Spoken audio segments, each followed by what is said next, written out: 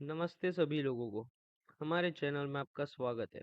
आज हम एक ऐसे गहरे आध्यात्मिक विषय में आगे जा रहे हैं और जानेंगे कि भगवान शिव से कैसे जुड़ा जा सकता है। शिव जिन्हें विनाशक और ध्यान के देवता के रूप में जाना जाता है, हिंदू धर्म में अत्यंत पूजनीय है। चाहे आप आध्यात्मिक यात्रा पर हो या सिर्फ जानने की इच्छा रखते हो, मैं आपको भगवान शिव से जुड़ने के स्थिर और सरल तरीके बताऊंगा, जो हमारे दिल और हमारे दैनिक जीवन को प्रभावित करेंगे। तो चलिए शुरू करते हैं। पहला, भगवान शिव के सार को समझना। शुरू करने से पहले भगवान शिव का सही अर्थ समझना जरूरी है। हिंदू धर्म में शिव का मतलब है परिवर्तन और संतुलन, जो नकारात्मक ऊर्जाओं को दूर करने में सहायक है।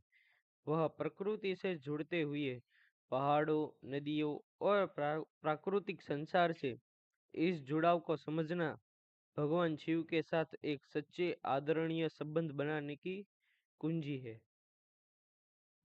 दूसरा आता है ध्यान और ओम नमः शिवाय का जाप करना। भगवान शिव से जुड़ने का सबसे सरल तरीका है ध्यान और ओम नमः शिवाय का जाप करना। घर में या प्रकृति में एक शांत जगह खोजे, आंखें बंद करें और पूरे मन से इस मंत्र का जाप करें। यह मंत्र मन के शांत करने में मदद करेगा और शिव की ऊर्जा के करीब ले जाएगा। आपको कहीं दूर जाने की जरूरत नहीं है, बस रोजाना कुछ मिनटों का समय काफी है। यह तरीका सरल और स्थायी है। तीसरा जो है सादगी को अपनाना। भगवान शिव को त्याग और सादगी का प्रतीक माना जाता है।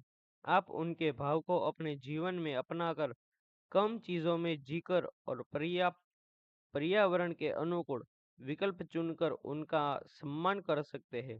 इसका मतलब है प्राकृतिक उत्पादों का उपयोग करना, प्लास्टिक का कम उपयोग करना और धरती के साथ संतुलन में जीना।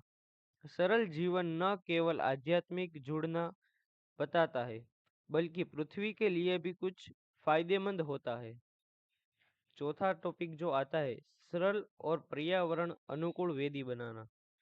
आप अपने घर में भगवान शिव के लिए एक छोटी वेदी बना सकते हैं। मिट्टी, लकड़ी और प्राकृतिक चीजों का उपयोग करें और प्लास्टिक से बचें। फूल, फल या आदि धूप चढ़ाकर भक्ति का अनुभव करें, लेकिन हमेशा कृत्रिम चीजों से दूर रहे। स्थिरता यही से शुरू होती है। पांचवा पड़ाव है प्रकृति का सम्मान करना।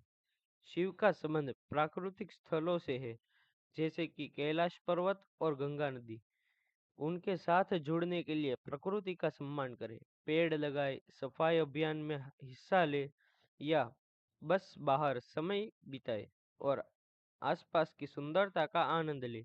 छोटे छोटे कार्य बड़ा प्रभाव कर सकती है और ये आपको भगवान शिव के संतुलन और पृथ्वी के प्रति आदर से करीब ले जाएगी। छठा और आखिरी पड़ाव आता है आत्मचिंतन और आत्म विकास का अभ्यास। भगवान शिव हमें आत्मचिंतन का महत्व सिखाते हैं। हर दिन कुछ मिनट निकाले और अपने व्यक्तित्व का विकास पर ध्यान दे। अपनी गलतियां से सीखो और उन चीजों को छोड़े जो आपको आगे बढ़ने से रोक रही है। स्वयं को बदलकर हम शिव की नवीकरण और परिवर्तन की ऊर्जा का सम्मान करते हैं। भगवान शिव से जुड़ने का शांति पाने, सादगी को अपनाने और संसार के साथ तालमेल बिठाने के बारे में है। आध्यात्मिकता और स्थिरता एक साथ चलते हैं और यह हमें याद दिलाते हैं कि सच्ची भक्ति का मतलब क्या है। प्रकृति और स्वयं का सम्मान करना। इस यात्रा में मेरे साथ जुड़ने के लिए धन्यवाद। अगर यह जानकारी उपयोगी लगी हो तो लाइक, सब्सक्राइब और शेयर करना न भूलें। हर हर महादेव। अगली बार तक आशीर्वाद और जुड़े बने रखना।